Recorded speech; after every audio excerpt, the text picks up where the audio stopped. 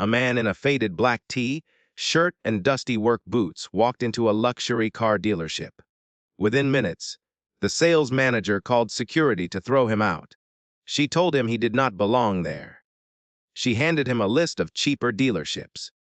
She laughed with her colleague about another window shopper wasting their time. What she did not know was that the man she had just humiliated was James Cameron.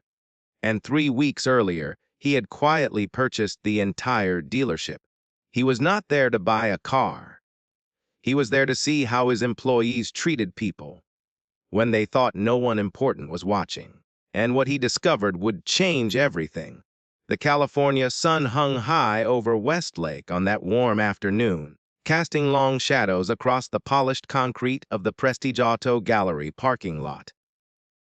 The dealership stood like a monument to success, its glass facade reflecting the rows of luxury vehicles that gleamed under the golden light. It was the kind of place where dreams were bought and sold, where the scent of new leather and fresh wax promised a life of comfort and status. But on this particular day, something unexpected was about to unfold. A weathered Ford pickup truck rumbled into the parking lot, its engine a modest hum compared to the purring of the exotic sports cars on display. The driver guided it to a far corner, away from the pristine rows of luxury vehicles that dominated the front spaces. He killed the engine and sat there for a moment, taking in the scene before him. James Cameron removed his sunglasses and ran a hand through his short silver, white hair. His trimmed goatee was neatly kept, peppered with the same silver that crowned his head, and his piercing blue eyes carried that quiet intensity that had defined him for decades. But today, there were no cameras, no film crews, no studio executives waiting for his approval. Today, he was just a man in a simple faded black T-shirt with a small hole near the hem, worn blue jeans that had seen better days, and dusty brown work boots that looked like they belonged on a construction site rather than in a luxury showroom. He had purchased this dealership 3 weeks ago. It was part of a larger investment portfolio, but more than that, it was personal. James had always believed that how a business treated its customers said everything about its soul. He had heard rumors about this place, whispers of excellent sales figures, but questionable service. So he decided to see for himself, not as the new owner, not as the legendary director of Titanic and Avatar, but as an ordinary person walking through the door. James swung open the truck door and stepped out onto the hot asphalt. He paused, looking down at his outfit. The T-shirt was faded and worn. His jeans were creased from the drive. His boots were dusty from a morning spent walking through his ranch property. Perfect, he thought. This was exactly how he wanted to appear. As he walked toward the entrance, the heat radiating off the pavement, he noticed a group of employees visible through the glass doors. They were gathered near the reception desk, laughing about something, their body language relaxed and casual. A woman in a sharp blazer held a clipboard, gesturing animatedly while a younger salesman nodded along with a practiced smile. Near the back, a security guard leaned against a pillar, scrolling through his phone with the bored expression of someone counting down the hours until his shift ended. James pushed open the heavy glass door and stepped inside. The transition was immediate. The oppressive California heat gave way to crisp, cool air that carried the unmistakable scent of luxury. Leather, Polish, something faintly floral from a carefully placed arrangement near the entrance. The showroom was immaculate, a cathedral of chrome and glass where every surface sparkled under strategically placed lighting. Rows of high-end vehicles stretched before him like sleeping giants, each one polished to perfection and positioned to catch the light just right. The chatter near the reception desk faltered as James entered.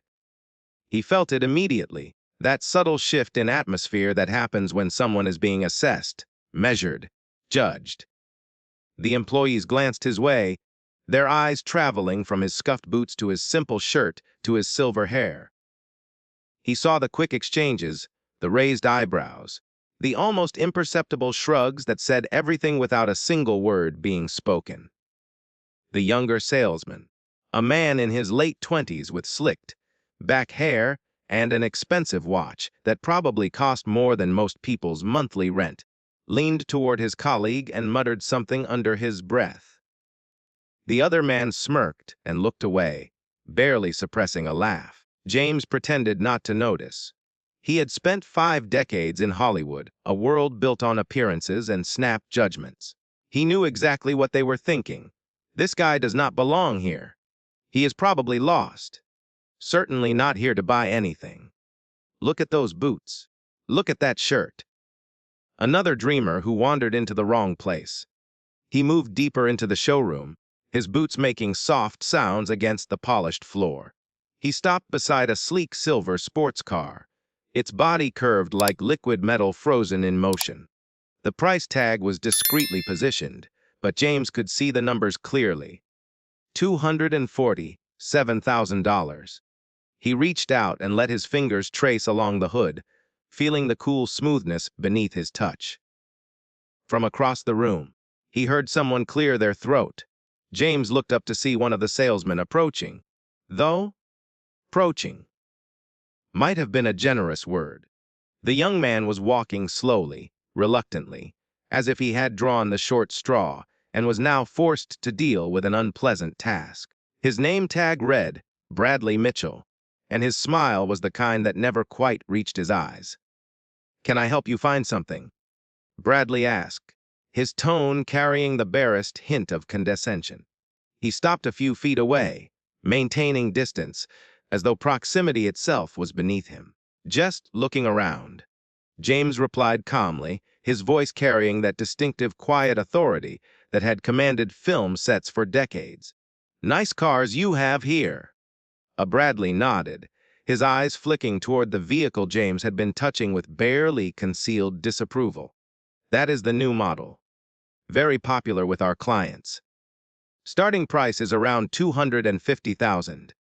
He let the number hang in the air, watching for a reaction, waiting for the inevitable moment when this old man in dusty boots would realize he was out of his depth. James simply nodded thoughtfully. "That is quite a car." "Yes, well," Bradley said, shifting his weight and checking his watch with theatrical impatience. "Most of our inventory is in that range. We cater to a very particular clientele." He emphasized the last word slightly, his implication clear as the California sky outside. Before James could respond, another employee called out from across the showroom. "Hey, Bradley, your client from Beverly Hills is online too." Something about the interior options for his third vehicle. Bradley's demeanor changed instantly. His posture straightened. His smile became genuine. His entire body language transformed from reluctant obligation to eager enthusiasm. "Coming," he called back with obvious relief. Then, turning to James with a dismissive wave that bordered on insulting, he said, "Feel free to look around. Someone will be with you if you have any questions." And with that, he was gone, practically jogging toward the back office, as if escaping a burning building. James watched him go, his expression calm but observant. His blue eyes missed nothing. The exchange had been brief, but it told him everything he needed to know about how this dealership operated when no one important was watching. The quick dismissal. The assumption based on appearance. The transparent relief at having an excuse to escape. He continued his walk through the showroom, stopping occasionally to examine a vehicle or read a specification card. The other employees remained near the reception desk, making no move to approach him. Occasionally, he caught them glancing his way with expressions ranging from amusement to mild annoyance, but no one offered assistance. No one smiled. No one said welcome. At one point, a well-dressed couple entered the dealership through the same doors James had used minutes earlier. The man wore a tailored suit that probably cost more than the average monthly salary. The woman wore a designer dress and carried a handbag that James recognized from the fashion magazines his wife sometimes left around the house. Diamonds sparkled at her ears and throat. Instantly, the atmosphere changed. Two salespeople practically sprinted across the floor to greet them. Smiles appeared like magic. Hands were shaken with genuine warmth. The couple was guided toward the most expensive section of the showroom with the reverence usually reserved for visiting royalty. Coffee was offered. Comfortable seats were provided. Every question was answered with enthusiasm and respect. James observed this from beside a display stand, his back against a pillar. The contrast was impossible to ignore and painful to witness. He had been in the dealership for nearly 15 minutes now, and not a single person had genuinely engaged with him. But this couple, based solely on their expensive clothing and obvious wealth, was being treated like the most important people in the world. But James was patient. He had not come here for confrontation. He had come to understand, to see with his own eyes what kind of culture had taken root in this place that now bore his name on the ownership documents. He moved toward the back of the showroom, where a particularly impressive SUV sat beneath a banner announcing it as the flagship model of the year. It was massive, powerful, the kind of vehicle that commanded attention and respect. James circled it slowly, admiring the craftsmanship, despite the circumstances, running his weathered hand along the door panel. That was when he heard the sharp click of heels against the polished floor. Someone was approaching, and from the confident rhythm of those footsteps, James knew this was not going to be another dismissive encounter. This was someone who believed they were in charge. He straightened and turned to see a woman walking toward him with the kind of purpose that suggested she was used to being obeyed without question. She was perhaps in her mid-40s, with sharp features and an even sharper gaze that seemed capable of cutting through steel. Her blazer was impeccably tailored, the kind of garment that whispered money and authority without needing to shout. Her heels were polished to a mirror shine, clicking against the floor with the precision of a metronome. A clipboard was tucked under her arm like a weapon waiting to be deployed. And her expression, while technically polite, carried an undercurrent of something far less welcoming. The nameplate pinned to her blazer rid. Patricia Hartwell, sales manager, she stopped a few feet away from James, her eyes performing a quick assessment that traveled from his dusty boots to his faded shirt to his weathered face. Unlike the others who had merely glanced and dismissed, she held his gaze directly. There was no shyness in her evaluation, no attempt to hide the judgment being formed behind those calculating eyes. "Good afternoon," she said, her voice cool and professionally pleasant, in the way that expensive hotels train their staff to sound. "Can I help you with something?" James met her eyes and offered a polite smile that had disarmed studio executives and temperamental actors for decades. "Just looking around. You have quite a collection here." Patricia's gaze flickered once more, taking in his worn boots, his simple shirt, his windswept silver hair. Something shifted behind her eyes, a calculation being made, a verdict being reached. James could almost see the mental filing happening in real time. Not a buyer. Not worth the effort. Handle quickly and move on to real customers. "I see," she said slowly, drawing out the words as if speaking to someone who might have difficulty understanding. "Well, welcome to Prestige Auto Gallery. We pride ourselves on offering only the finest vehicles to our distinguished clientele." She emphasized certain words in a way that made her meaning unmistakably clear. James nodded thoughtfully, refusing to take the bait. "Distinguished clientele.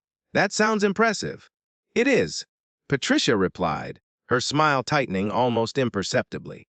"Our customers include some of the most successful people in California.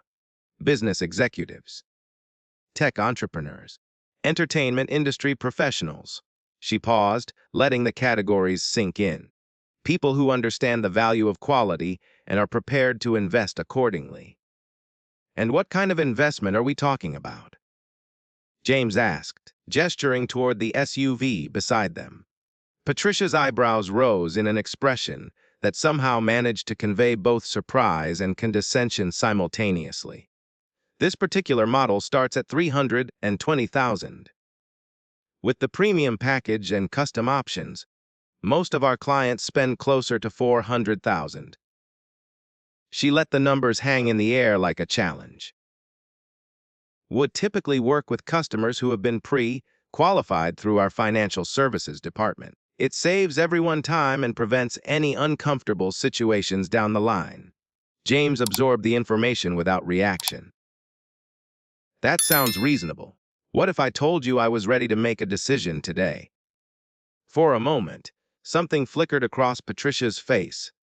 It might have been surprise, or perhaps irritation at having her carefully constructed script interrupted. She recovered quickly, her smile tightening by a fraction that most people would have missed. "I appreciate the enthusiasm," she said carefully, her tone suggesting she appreciated nothing of the sort. "But these are significant purchases.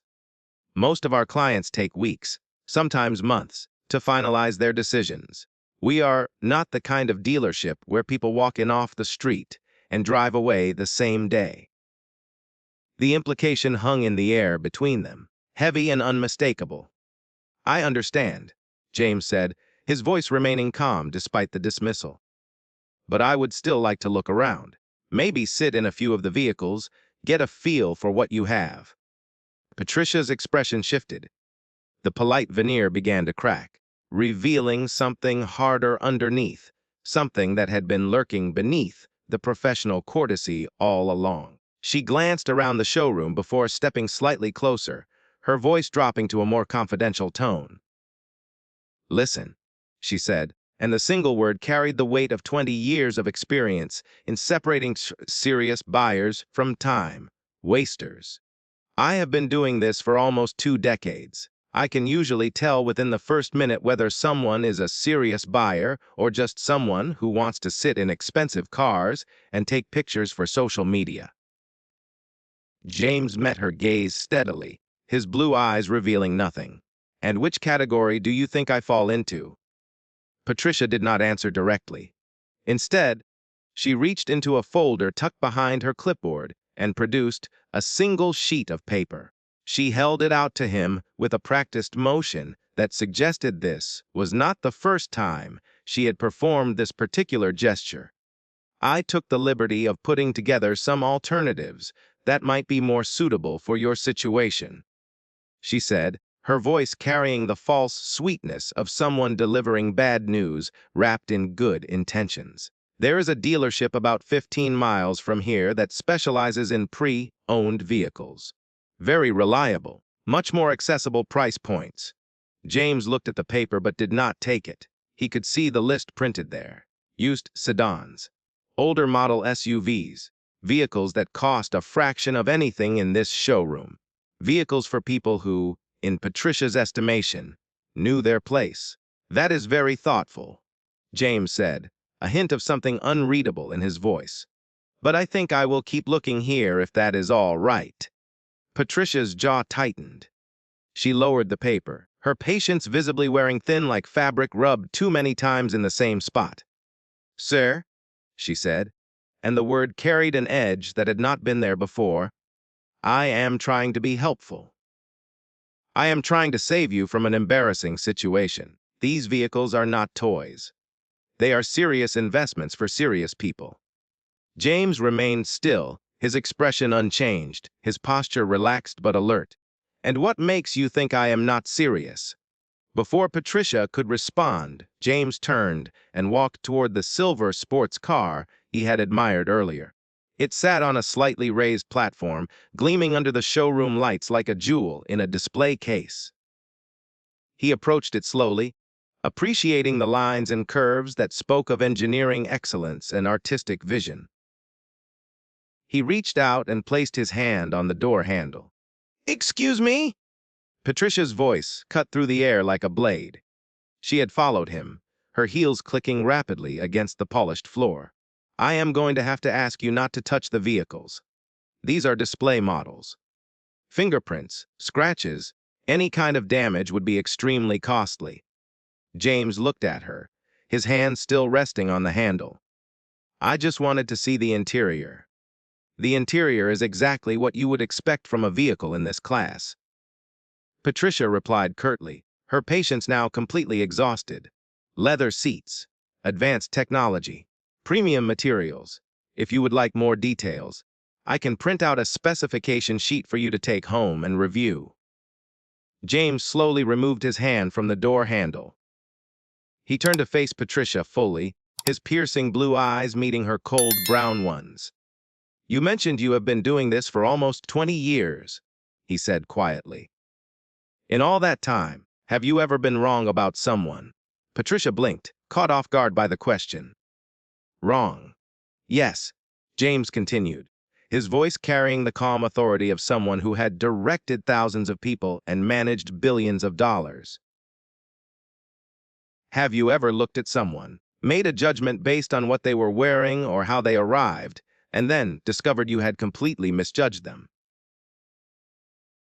For a brief moment, something flickered in Patricia's eyes. A hesitation. Perhaps a memory of a time when her assumptions had failed her. But the moment passed quickly, replaced by the familiar mask of professional confidence that had served her well for 2 decades. I trust my instincts, she said flatly. They have served me well. James nodded slowly. I see. At that moment, Bradley walked past them, returning from his phone call with the Beverly Hills client. He slowed as he approached, an annoying smirk spreading across his face like oil across water. He leaned slightly toward Patricia, his voice carrying just enough for James to hear clearly. Another window shopper, he said with a low chuckle that contained no warmth whatsoever. Why should start charging admission? Maybe put up a velvet rope. Patricia's lips curved into a small smile of agreement. She did not respond verbally, but the shared amusement between them was unmistakable, a private joke at the expense of someone they had already dismissed as beneath their attention. Bradley continued on his way, disappearing toward another part of the showroom, leaving behind the faint echo of his laughter and the lingering contempt of his words. James stood perfectly still. He heard every word, saw every glance, felt every ounce of contempt that radiated from their exchange. But his expression remained calm, almost serene. He had learned long ago that reacting to small cruelties only gave them power. He had faced studio executives who tried to destroy his films. He had weathered critics who declared his career finished. He had survived the industry's attempts to label him as finished after early failures. This was nothing compared to those battles. Patricia turned back to James, her smile now carrying a hint of triumph. She clearly believed she had won this quiet battle, that her assumptions had been validated by her colleagues' mockery, that this old man in dusty boots would now slink away in embarrassment. As I was saying, she continued, straightening her blazer with a satisfied gesture. Perhaps it would be best if you came back another time, when you are more prepared, when you have a clearer sense of what you are actually looking for and what you can actually afford. James looked at her for a long moment. The showroom hummed with quiet activity around them. Employees chatted near their desks. The well-dressed couple from earlier was signing paperwork in a glass-walled office, surrounded by smiling salespeople who treated their every word like precious gold. Everything seemed perfectly normal, perfectly routine. But beneath the surface, something was shifting. A decision was being made. A revelation was approaching. James took a slow breath and spoke, his voice soft but steady, carrying the quiet power of someone who had commanded attention on film sets around the world. Actually, I think I would like to speak with the owner. The words landed between them like a stone dropped into still water, sending ripples of confusion across Patricia's confident expression. Patricia's confident smile wavered for just a fraction of a second before she quickly composed herself. She let out a short laugh, though it held absolutely no warmth. The owner? She repeated, her tone carrying a mixture of disbelief and thinly veiled impatience. You want to speak with the owner? James nodded calmly, his piercing blue eyes never leaving her face. That is correct. Patricia shifted her weight, the clipboard pressing tighter against her side. Sir, the owner of this dealership is an extremely busy person. They do not simply appear because a walk-in customer requests a meeting. That is not how things work here. That is not how things work anywhere in this industry. I understand. James replied, his voice steady and unbothered. But I believe they would want to know about my experience today. Patricia's expression hardened like concrete setting in the California sun. Her patience, already worn thin from this encounter, had now completely evaporated. She straightened her blazer and lifted her chin, assuming the posture of someone who was about to deliver a final verdict that could not be appealed. Look, she said, her voice rising slightly, the professional courtesy now abandoned entirely. I have tried to be reasonable with you. I have offered alternatives. I have explained our policies. I have done everything in my power to help you understand that this dealership may not be the right fit for your particular needs and situation. She took a step closer, her eyes narrowing with an intensity that was meant to intimidate. But you have refused to listen. You have wasted my time on what is already an extremely busy afternoon. And frankly, you are now beginning to disturb our other customers who are here to make actual purchases. James glanced around the showroom with deliberate slowness. A few employees had stopped what they were doing, their attention drawn to the escalating confrontation. The well-dressed couple from earlier had paused their paperwork in the glass-walled office, watching from their comfortable leather chairs with curious expressions. Even the security guard near the entrance had straightened from his slouched position, his hand moving instinctively toward the radio clipped to his belt. I apologize if I have caused any inconvenience, James said quietly, his tone carrying no defensiveness whatsoever. But I still believe a conversation with the owner would be beneficial for everyone involved. Patricia's face flushed with frustration, red creeping up her neck and into her cheeks. She turned sharply toward the security guard, her voice carrying across the showroom with commanding authority. Frank, she called out, not bothering to lower her volume. Could you come here, please? The security guard, a broad, shouldered man in his early 50s with a stern face and the build of someone who had spent years in law enforcement, walked over with measured steps. His name tag confirmed what Patricia had called him. Frank Morrison. He stopped beside the sales manager, his eyes scanning James with the professional detachment of someone who had handled difficult situations countless times before. Is there a problem here? Frank asked, his voice deep and gravelly, carrying the weight of authority. Patricia nodded curtly, her lips pressed into a thin line. This gentleman has been asked to leave multiple times, but he refuses to cooperate. I need you to escort him off the premises. Frank turned to James, his expression neutral but firm. Sir, I am going to have to ask you to come with me. James did not move from his spot. He looked at Frank, then at Patricia, then at the employees who had gathered at a safe distance to watch the scene unfold like spectators at a tennis match. The showroom had grown quiet, the usual hum of activity replaced by a tense silence that seemed to press against the glass walls. Before I go, James said calmly, his voice carrying clearly through the hushed space, may I make one phone call?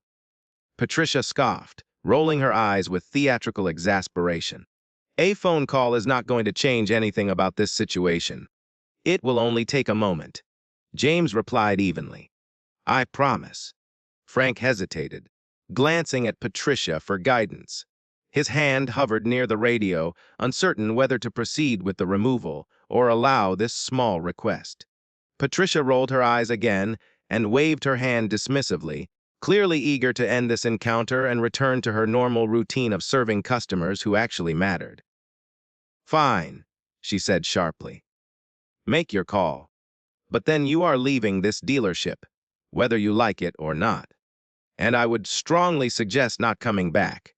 James reached into the pocket of his worn jeans and pulled out his phone. It was not the latest model, Not flashy or expensive, just a practical device that served its purpose. He scrolled through his contacts with the patience of someone who had all the time in the world. Found the name he was looking for and pressed the call button. He lifted the phone to his ear, his blue eyes never leaving Patricia's face. The showroom held its collective breath, every person watching this strange scene unfold with varying degrees of confusion and curiosity. "Hey, it is me," James said into the phone, his voice low and measured. "I am at the dealership right now. There has been a small misunderstanding regarding my presence here. Could you come down and help clear things up?" He paused, listening to the response on the other end. His expression gave nothing away. "Great. See you in a few minutes." He ended the call and slipped the phone back into his pocket. Then he looked at Patricia with an expression that was impossible to read, somewhere between patience and quiet anticipation. "They will be here shortly," he said simply. Patricia stared at him, her confident demeanor beginning to crack around the edges. "Ooh, who did you just call?" James did not answer. Instead, he walked calmly toward a leather bench near the entrance and sat down. He crossed one leg over the other and folded his weathered hands in his lap, the picture of patience and composure. If he was bothered by the situation, if he felt any embarrassment or anger at his treatment, his face showed absolutely none of it. Frank looked at Patricia uncertainly, his hand still near his radio. Should I still escort him out? Patricia hesitated. The unexpected phone call had thrown her completely off balance. She was not used to situations that deviated from her carefully controlled script, not accustomed to people who refused to follow the expected pattern of embarrassment and retreat. "Wait," she said finally, her voice carrying less certainty than before. "Let us see who shows up. If this is some kind of bluff, we will remove him then." The minutes that followed felt like hours stretched into eternity. Patricia stood near the reception desk, her arms crossed tightly over her clipboard, her foot tapping an anxious rhythm against the polished floor. Bradley had emerged from wherever he had been hiding, drawn by the unusual commotion. He stood with the other employees, whispering and casting nervous glances toward James, who sat on the bench as serenely as if he were waiting for a bus. James remained perfectly still, his calm presence somehow more unsettling than any outburst could have been. He watched the afternoon light shift across the showroom floor, casting long shadows that stretched toward the gleaming vehicles. He thought about the conversation that was about to happen, the words he would choose, the lessons that would need to be learned. Then the front door opened. A man in his early 50s stepped into the showroom. He wore a tailored navy suit that spoke of authority and success without shouting about it. His hair was silver at the temples, neatly combed, and his posture radiated the kind of confidence that comes from decades of corporate leadership. But it was his expression that commanded immediate attention, serious, focused, and directed entirely at one person. Robert Davidson, the regional director of operations, walked across the showroom with purposeful strides, his polished shoes clicking against the tile floor with the rhythm of approaching consequence. Employees stepped aside to let him pass, their eyes wide with recognition and sudden fear. This was a man whose name was spoken with respect and caution throughout the company, a man who did not make casual visits to individual dealerships. Robert stopped directly in front of James and extended his hand, a warm smile breaking across his previously serious face. "Mr. Cameron," he said, his voice carrying clearly across the silent showroom, loud enough for every person present to hear every syllable. "It is wonderful to see you. I apologize for any inconvenience you may have experienced this afternoon." James stood and shook his hand firmly, his expression finally showing a hint of acknowledgement. "Thank you for coming, Robert. I appreciate you making the time." The room had gone completely, utterly still. Every employee, every customer, every person in that showroom was watching the exchange with stunned disbelief. The air itself seemed to have frozen in place. Patricia's face had drained of all color, transforming from flushed frustration to ashen shock in the span of a single heartbeat. Her clipboard slipped slightly in her grip, nearly falling to the floor. Her mouth opened, but no sound emerged. Robert turned to face her, his warm expression cooling into something more professional and considerably less friendly. "Miss Hartwell," he said, his tone measured and precise, "I see you have already had the pleasure of meeting Mr. Cameron." Patricia's lips moved soundlessly, struggling to form words that refused to come. She looked from Robert to James and back again, her mind clearly unable to process what was happening, unable to reconcile the man in the dusty boots with whatever Robert was about to say. "I do not understand," she finally managed to whisper, her voice barely audible, even in the perfect silence of the showroom. Robert straightened his tie and spoke clearly, ensuring everyone in the vicinity could hear the words that would change everything. "Allow me to clarify the situation. This is James Cameron, the director of Titanic and Avatar, and as of 3 weeks ago, he is the new owner of Prestige Auto Gallery." The words landed like thunder in the silent showroom, echoing off the glass walls and gleaming vehicles, reverberating through the suddenly terrified hearts of everyone who had dismissed, mocked, or ignored the man in the faded black shirt.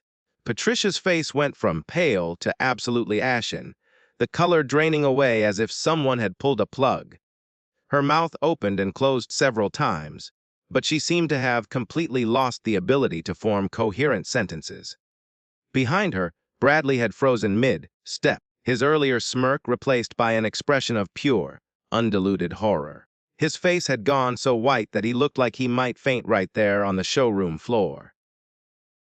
"The new owner," Patricia repeated, her voice trembling like leaves in a storm. "He is the new owner." "That is correct," Robert confirmed, his expression giving nothing away. He glanced at James with an apologetic look. "I trust your visit today was not what you had hoped for." James looked at Patricia, then at Bradley, then at the other employees who stood scattered around the showroom like statues frozen in a moment of collective realization.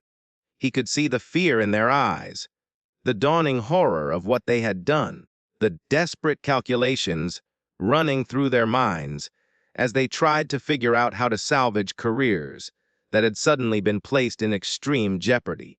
"It was educational," James said finally, his voice calm, but weighted with meaning that pressed down on everyone present. "Very educational indeed." Patricia took a shaky step forward, her professional composure completely shattered into 1,000 irreparable pieces. "Mr. Cameron," she began, her voice cracking like thin ice under pressure. "I am so sorry. I had no idea. If I had known who you were, I never would have all." She trailed off, unable to finish the sentence that hung between them like an accusation. James looked at her for a long moment, his piercing blue eyes holding her gaze with an intensity that made her want to look away, but somehow could not. The showroom remained frozen, every person holding their breath, waiting to see what would happen next. "That is exactly the problem," James said quietly, his words carrying through the silence with devastating clarity. "You treated me a certain way because you did not know who I was. The question is, how do you treat people when you think no one important is watching?" Patricia had no answer. She stood there, her carefully constructed confidence completely destroyed, her eyes beginning to glisten with the first signs of tears she was desperately trying to hold back. James turned to Robert. "I think it is time we had a meeting with the entire staff. There are some things we need to discuss." Robert nodded immediately, already reaching for his phone. "Of course. I will gather everyone in the conference room right away." Within moments, the showroom transformed into a scene of quiet chaos as employees hurried to comply with the directive. Phones rang. Doors opened and closed. Footsteps echoed through corridors that had never felt so long. Patricia remained rooted to her spot, her world collapsing around her with each passing second. Bradley had vanished entirely, slipping away through a side door the moment Robert's back was turned, no doubt hoping to avoid the coming storm by simply not being present for it. James watched the activity unfold around him with the patient observation of someone who had spent decades managing complex productions with hundreds of moving pieces. He felt no satisfaction in what had happened, no pleasure in Patricia's humiliation. This was not about revenge or proving a point. It was about something far more important. It was about change. And change, he knew from a lifetime of experience, always began with a single moment of truth. The conference room on the second floor of Prestige Auto Gallery was designed to impress. Floor to ceiling windows offered a panoramic view of the California hills stretching toward the distant ocean. A long mahogany table dominated the center of the space, surrounded by leather chairs that probably cost more than most people paid for their monthly rent. Modern art hung on the walls in carefully chosen arrangements, and a state of the art presentation screen occupied one end of the room. But on this afternoon, none of that luxury mattered. The expensive surroundings felt suffocating, the air thick with tension and unspoken fear. The employees filed in one by one, their footsteps hesitant, their faces drawn with anxiety. They took their seats around the table, leaving careful distances between themselves as if proximity might somehow implicate them in what had happened downstairs. No one spoke. No one made eye contact. The only sounds were the soft shuffling of chairs and the nervous clearing of throats. Patricia entered last. She had composed herself somewhat since the showroom incident, but her eyes were red, rimmed, and her hands trembled slightly as she clutched her clipboard like a lifeline.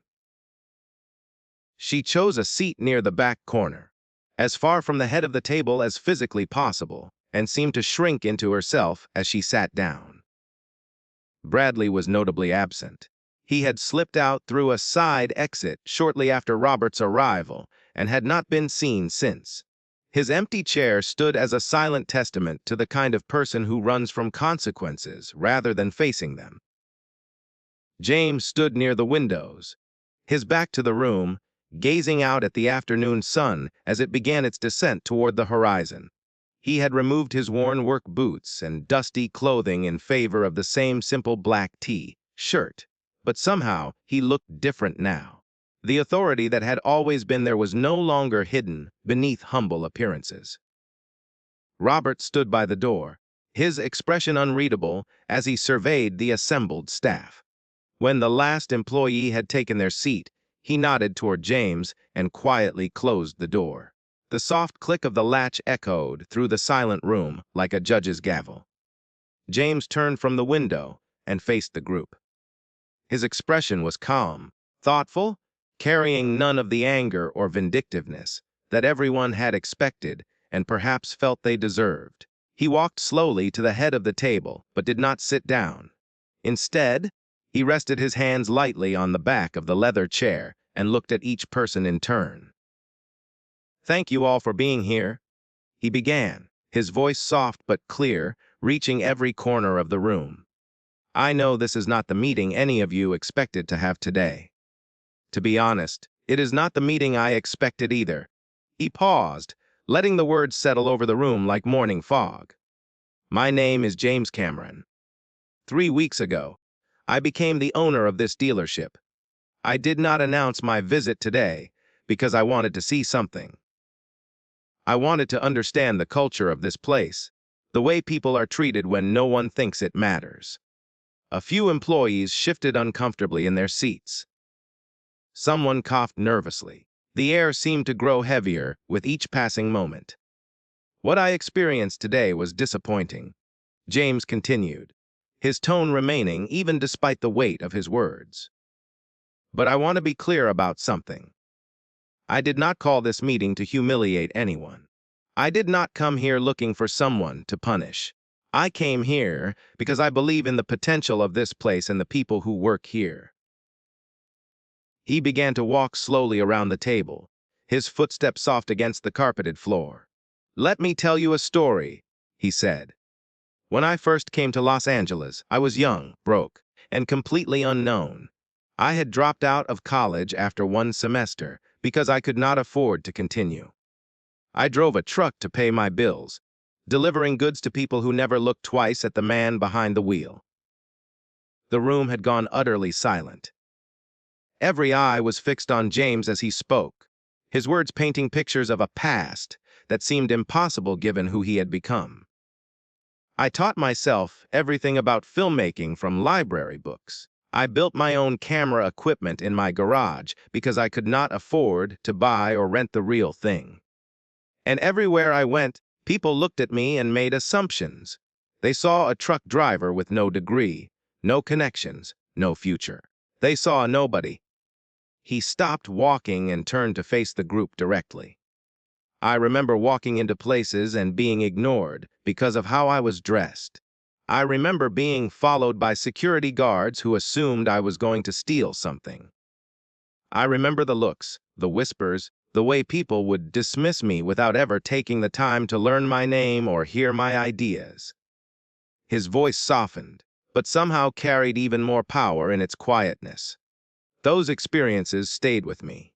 They shaped who I am today, and they taught me something important that no university could have taught me. He paused, letting the silence build. The way you treat someone when you think they have nothing to offer says everything about who you really are. A young sales associate near the middle of the table shifted in his seat. His name tag read Kevin Sullivan, and his face was flushed with visible emotion. He was perhaps 25, new enough to the job that the cynicism had not yet fully taken hold. Mr. Cameron, Kevin said hesitantly, his voice barely above a whisper. I saw what happened in the showroom. I saw how Miss Hartwell and Bradley treated you. And I did not say anything. I just stood there and watched like everyone else. He looked down at his hands, shame evident in every line of his young face. I should have stepped in. I should have said something. But I was afraid of making waves, afraid of getting on their bad side, afraid of losing my job. He swallowed hard. And I am sorry for that. I am truly sorry. James looked at Kevin for a long moment, seeing in his face the struggle between fear and conscience that defined so many moments in every person's life. I appreciate your honesty, James said gently. It takes courage to admit when we have failed to act. The question now is what we do with that awareness going forward. Another employee spoke up, a woman in her 30s with kind eyes and nervous hands. Her name tag identified her as Sarah Mitchell. I have seen it happen before, she admitted quietly, her voice trembling slightly. Customers who do not look wealthy enough being turned away or treated poorly. I always told myself it was not my place to interfere, that it was just how things worked in this industry. She looked up at James, her eyes glistening. But that was just an excuse, was it not? That was just a way to avoid taking responsibility. James nodded slowly. We all make excuses for the things we do not want to confront, but silence in the face of injustice is its own kind of choice. It is a vote for the way things are rather than the way things should be. He walked back toward the head of the table, his expression thoughtful and measured. Let me share something else with you, he said. Every person who walks through those doors downstairs has a story. They have dreams, struggles, triumphs, and failures that you know nothing about. The young man in torn jeans might be a tech entrepreneur who just sold his startup for millions. The elderly woman in modest clothing might be a retired professor who spent her life changing thousands of lives. The teenager in a hoodie might be the next great innovator who will change the world. He paused, letting the words sink deep into every person present. But here is the thing that matters most. Even if none of that were true, even if the person walking through that door truly had nothing, they would still deserve to be treated with dignity. They would still deserve respect. Because that is not something people have to earn. It is something they are owed simply by being human. The afternoon sun had shifted, casting long golden rays through the conference room windows. The employees sat in reflective silence, each one processing what they had heard, examining their own actions with new and uncomfortable clarity. James placed both hands on the table and leaned forward slightly, his blue eyes sweeping across the room. From this moment forward, things are going to change at Prestige Auto Gallery. We are going to build a culture where every customer is treated with respect, regardless of how they look, how they dress, or what car they drive. We are going to create an environment where integrity matters more than sales numbers, where doing the right thing is more important than making a quick profit. He straightened and took a slow breath. I believe in second chances. I believe people can change if they truly want to. But change requires accountability. It requires us to face the truth about ourselves, even when that truth is painful to see. His gaze moved slowly across the room before settling on Patricia, whose head was bowed, her shoulders shaking with silent sobs that she could no longer contain.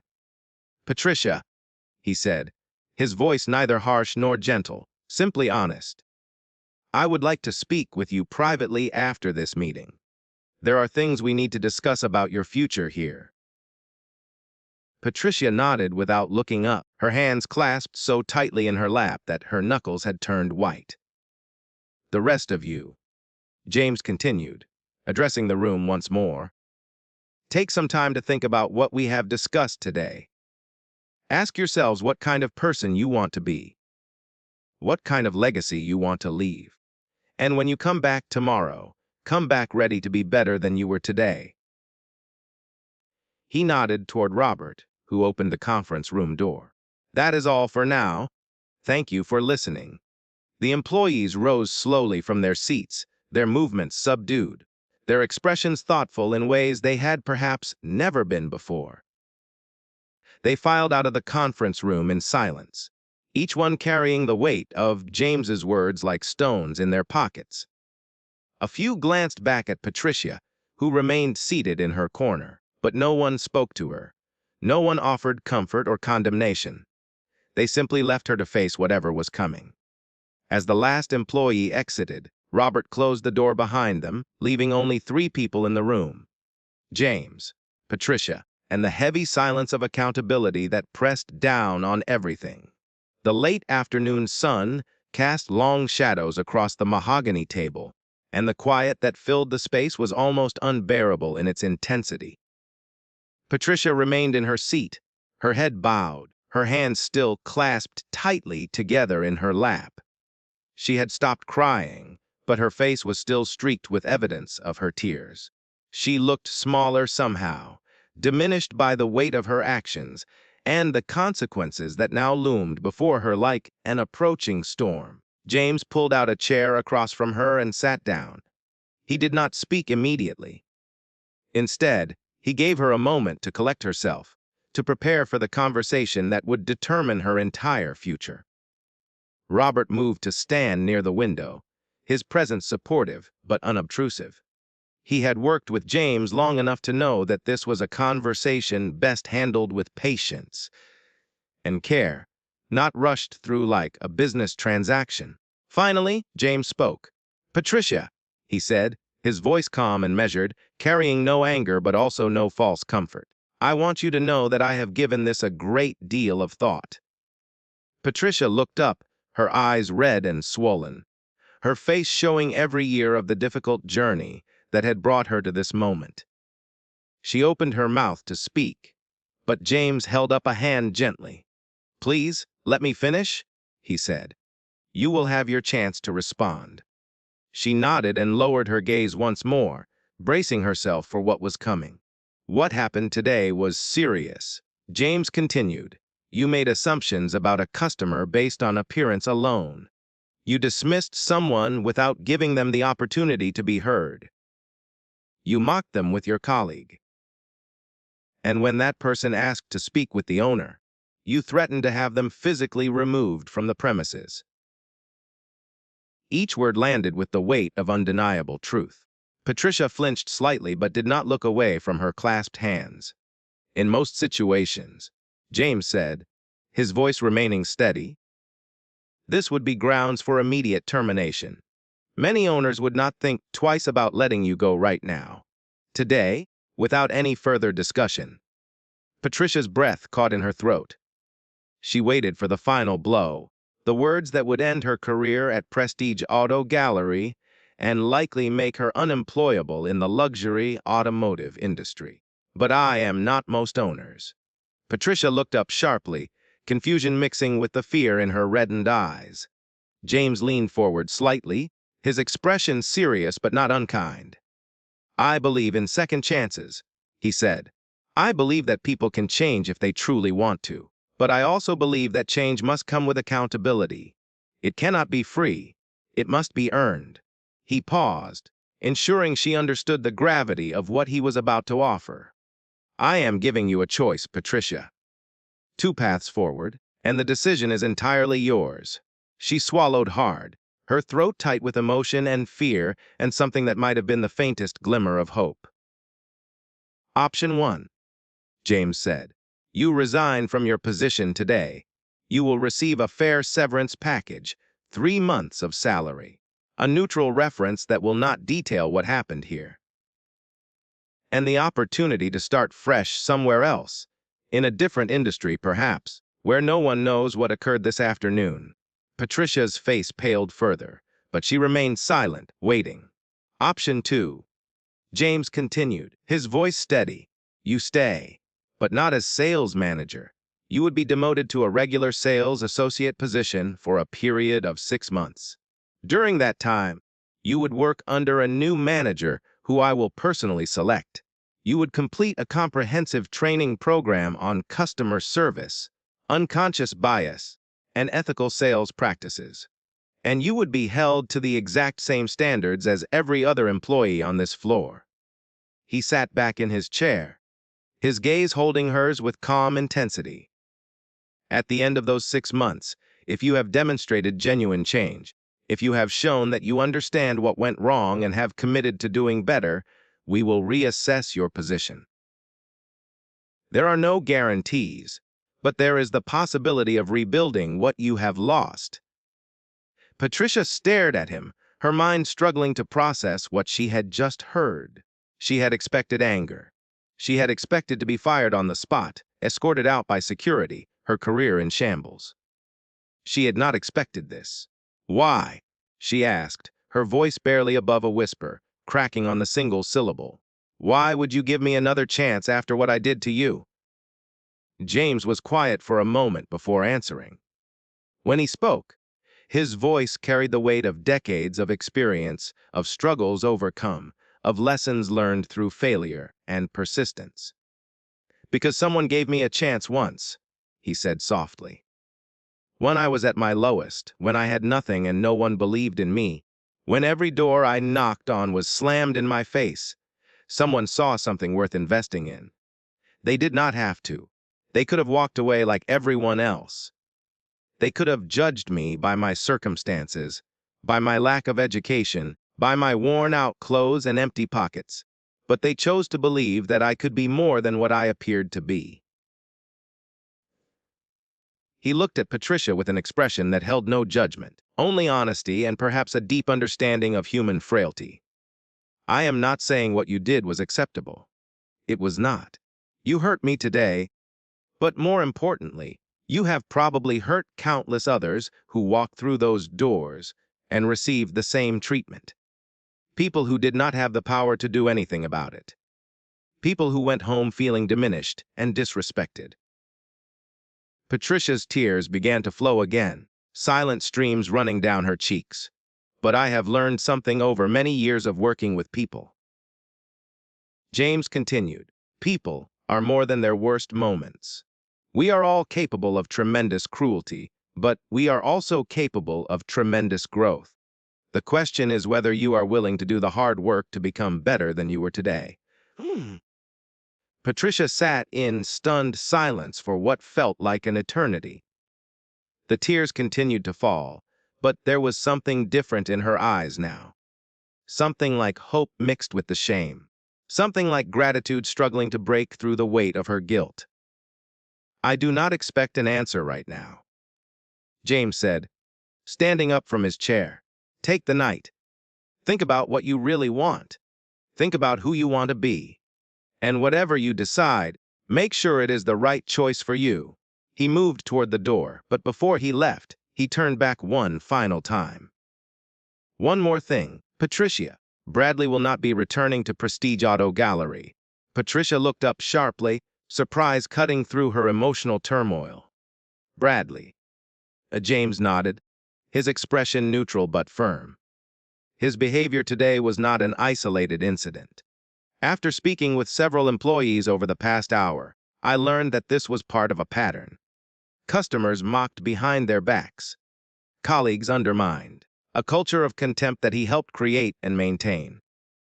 He paused, his voice carrying quiet conviction. Everyone deserves a second chance, he said. But that chance has to be given to those who recognize their mistakes and want to change. Bradley showed no remorse today. He hid when things got difficult, and when I offered to speak with him, he had already fled the building without a word to anyone. Patricia nodded slowly, understanding dawning in her exhausted eyes. The difference between you and Bradley, James continued, is that you stayed. You faced the consequences of your actions. That tells me there is something worth believing in. With that, he left the room, his footsteps fading down the corridor, leaving Patricia alone with her thoughts and the weight of her decision. The conference room grew dim as the sun continued its descent outside the windows. Patricia sat motionless for a long time, staring at the empty chair where James had sat, replaying every word he had spoken, examining every assumption she had ever made. She thought about the customers she had dismissed over the years. The ones who did not look wealthy enough, successful enough, important enough. How many of them had stories she never bothered to learn? How many of them had gone home feeling exactly as James had described, diminished and disrespected by someone who never gave them a chance? She thought about her own journey, the years of climbing the corporate ladder, the compromises she had made along the way, the moment when treating people well became less important than making sales numbers, when assumptions became easier than conversations. And she thought about the choice before her, the easy path of resignation, of walking away and pretending this had never happened, or the hard path of staying, of being demoted, of having to prove every single day that she could be better than she had been. The moon had risen by the time Patricia finally stood up from her chair. Her legs were stiff, her body exhausted, but something had shifted inside her. Something that had been dormant for years had begun to stir again. The next morning, she arrived at the dealership before anyone else. The sun was barely up, painting the sky in shades of orange and pink that she had not noticed in years. She found James in his office, a simple space he had chosen over the more luxurious executive suite. She stood in the doorway, her posture humble, but her voice steady when she spoke. "I want to stay," she said. "I want the chance to prove that I can be better, that I can be the person I should have been all along." James looked at her for a long moment, his piercing blue eyes searching her face for sincerity. Whatever he found there must have satisfied him, because he nodded slowly. "Then we start today," he replied. "Welcome to your second chance, Patricia. Do not waste it." 3 months passed like water flowing through a river that had finally found its natural course. Spring had given way to summer, and the California sun blazed down on Westlake with its familiar intensity. But inside Prestige Auto Gallery, something had fundamentally changed. Something that visitors could feel the moment they walked through the glass doors. The showroom still gleamed with luxury vehicles. The air still carried the scent of leather and polish that spoke of wealth and success. But there was a different energy now, something warmer, more welcoming, more human. Employees greeted every customer who walked through the door with genuine smiles, regardless of how they were dressed or what car they arrived in. Conversations happened before judgments. Respect was given freely, not earned through expensive clothing or obvious displays of wealth. Patricia stood near the entrance on a busy Saturday afternoon, her name tag now reading simply, Patricia Hartwell, Sales Associate. The title was different from what she had worn for years, but she wore it without shame. If anything, there was a quiet pride in her posture, the kind that comes from earning something back through hard work and genuine transformation. The first weeks had been brutal. She had to swallow her pride daily, taking direction from a new manager half her age, completing training modules that felt like elementary lessons, watching colleagues who had once reported to her now work as her equals. There were moments when she wanted to quit, to walk away and preserve what remained of her dignity. But every time those thoughts crept in, she remembered James's words. She remembered the look in his eyes when he told her about someone believing in him when no one else would. She remembered that she had been given something precious, something rare. A second chance that most people never receive. And slowly, painfully, beautifully, she began to change. She started actually listening to customers instead of evaluating them. She learned their names, asked about their families, remembered details from previous conversations. She discovered that the elderly man in the worn cardigan was a retired surgeon who had saved thousands of lives. She found out that the young woman in ripped jeans was a software engineer who had just received her first major bonus. She met people from every walk of life and realized that every single one of them had stories worth hearing. On this particular Saturday, as the afternoon sun streamed through the showroom windows, a young man walked through the front door. He was perhaps 25 years old, wearing a faded band shirt from a concert that had happened years ago. His jeans were ripped at the knees, not in the fashionable way that expensive brands manufactured, but in the authentic way that spoke of years of actual wear. His sneakers had seen better days, and his hair was messy, uncombed, as if he had just rolled out of bed and driven straight here. 3 months ago, Patricia would have dismissed him with a single glance. She would have directed him to the exit or handed him a list of more affordable dealerships. She would have assumed, judged, and forgotten before he even had a chance to speak. But that was before. Patricia approached him with a warm smile that reached her eyes and meant something real. "Good afternoon," she said, her voice carrying genuine warmth that had taken months to rediscover. "Welcome to Prestige Auto Gallery. My name is Patricia. How can I help you today?" The young man looked surprised by the greeting. His shoulders, which had been slightly hunched in anticipation of the dismissal he clearly expected, relaxed visibly. "I am just looking," he said hesitantly, glancing around the showroom with uncertain eyes. "I probably cannot afford anything here, to be honest. But I have always wanted to see these cars up close. Is that okay?"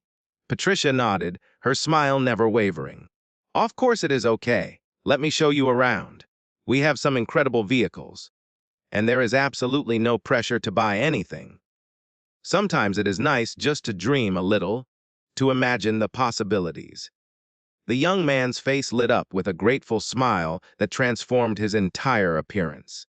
He followed Patricia into the showroom, and she began explaining the features of various vehicles with patience and genuine enthusiasm, treating him exactly as she would treat any other customer who walked through those doors. From across the showroom, James Cameron watched the interaction unfold. He had stopped by unannounced, as he often did now, just to see how things were going. He leaned against a pillar near the entrance, dressed in his usual simple attire. A plain black t-shirt, comfortable jeans, those same dusty work boots that had caused so much trouble 3 months ago. Some of the newer employees did not even recognize him, which suited him just fine. Robert Davidson appeared beside him, following his gaze toward Patricia and the young customer. "She has come a long way," Robert observed quietly, a note of genuine respect in his voice.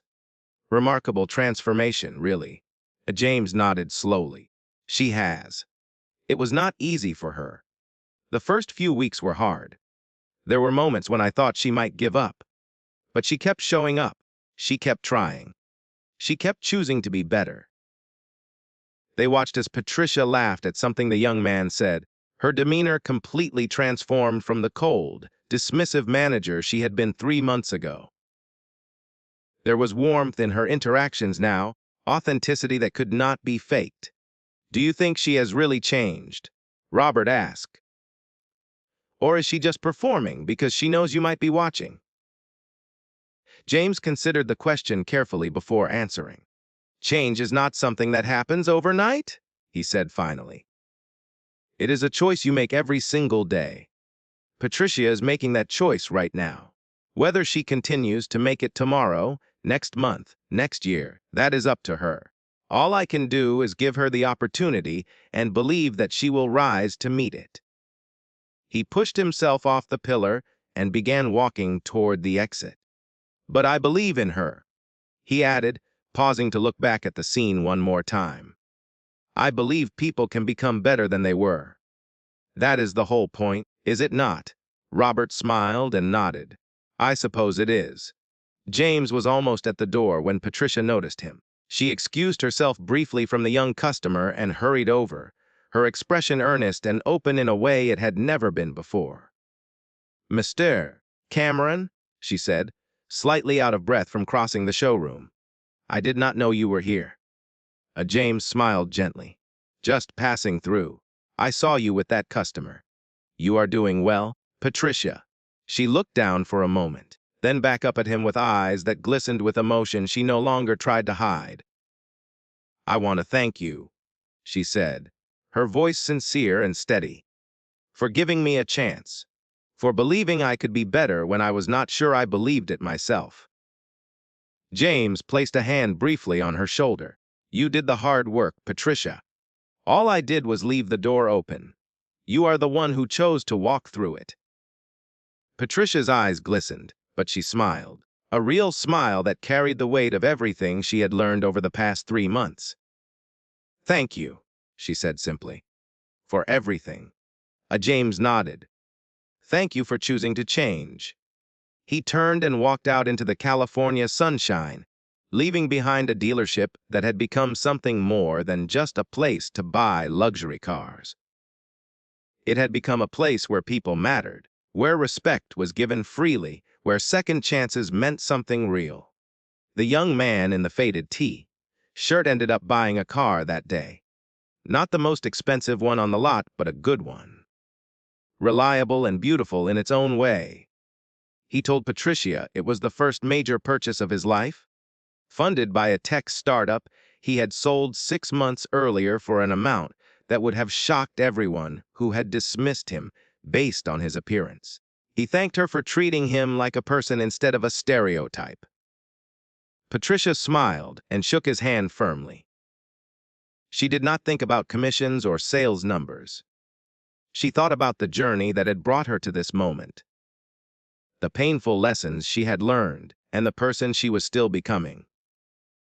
As the sun set over Westlake that evening, casting golden light across the hills and the gleaming vehicles of Prestige Auto Gallery, the dealership closed its doors on another successful day. But success was no longer measured only in units sold or revenue generated. It was measured in the connections made, the respect given, and the lives touched by simple acts of human kindness. And somewhere on the winding coastal roads of California, James Cameron drove his weathered Ford pickup truck, thinking about all the people who had ever been judged unfairly, dismissed without reason, or made to feel like they did not belong. He thought about his own journey, the struggles and the triumphs, the moments when someone believed in him, and the moments when no one did. The years of driving trucks and teaching himself from library books and being told he would never amount to anything. He thought about Patricia and her transformation, about Kevin and his courage to speak up, about the young man in the faded shirt who just wanted to be seen as a human being. And he smiled because he knew that change was possible. Not easy, but possible. One person at a time. One choice at a time. One act of kindness at a time. That was the lesson of Prestige Auto Gallery. That was the truth James had carried with him through all the decades of his remarkable life. Every person you meet is fighting a battle you know nothing about. Every stranger who walks through your door has a story worth hearing. And the way you treat people when you think no one important is watching reveals everything about who you truly are. So be kind, be patient, be willing to see beyond the surface. Because you never know who might be standing right in front of you, waiting for someone to believe in them. Thank you for following this story!